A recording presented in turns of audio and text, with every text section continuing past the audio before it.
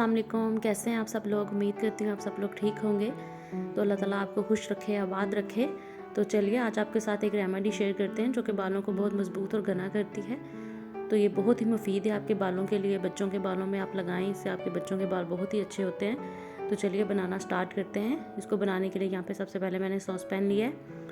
आप कोई भी बर्तन लें और इसमें 1 गिलास पानी ऐड कर दें। और इसके साथ ही हम लॉन्ग पेपर, और इसको पिपली भी बोलते हैं, ये आपको किसी भी पंसार की दुकान से मिल जाएगी। गरम मसाले के अंदर ये होती है। ये आपके बालों के लिए बहुत ही मुफीद है, वो ऐड करेंगे। और इसके साथ ही हम चावल ऐड कर देंगे इसके अंदर। मैं इसके अंदर 2 टेबलस्पून चावल ऐड कर रही हूँ।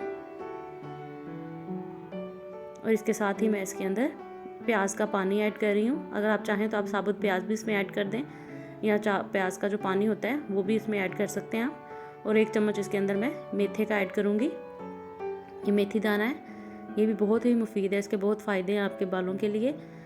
तो चलिए अब इसको हम पकने के लिए छोड़ देते हैं। जब तक ये 1 गिलास, आधा गिलास नहीं रह जाता, तब तक हम इसको पकाएंगे। ये आप अपने बालों में, जड़ों में लगाएं, उससे ही आपके बाल बहुत ही मजबूत और घने हो जाएंगे। ये मैं अपनी बेटी के बालों में लगाती हूँ, जिससे मेरी बेटी के बाल बहुत सारे अब अच्छे होते जा रहे हैं।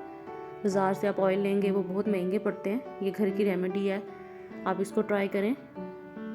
तो ये देखें पानी पकना शुरू हो चुका है।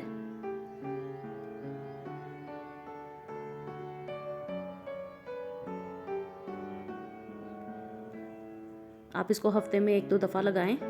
जब भी आप नहाना हो आपने, उससे पहले इसको अपने बालों पे अप्लाई करें। आप फ़र्क खुद देखेंगे, ये बहुत ही मुफीद है आपके बालों के लिए। तो ये देखें ये बन के बिल्कुल तैयार है। तो चलिए अब इसको मैं छान लेती हूँ।